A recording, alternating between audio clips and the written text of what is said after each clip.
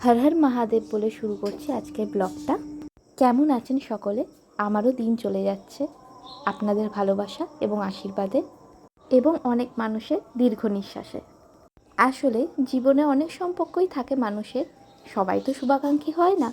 কিছু মানুষ আপনার সারা জীবনই ক্ষতি চায়, তাই যেমন ভালো মানুষরা ভালো চায়, খারাপ মানুষরা তো আপনার খারাপ চাইবেই। তো শুরু করি আজকের ব্লগটা। আজকের ব্লগের ভিডিওটা কিছুদিন আগেকার। দিনটা ছিল সেদিন নিরামিষ, তাই সেদিন ভেবেছিলাম বেশ কয়েক রকমেরই পদ রান্না করব। তাই সকালবেলায় স্নান করে পুজো সেরে নিয়ে চা খেয়েছিলাম, আর চায়ের সাথেই মুড়ি খেয়ে নিয়েছিলাম বলে ব্রেকফাস্টটা সারা হয়ে গিয়েছিল।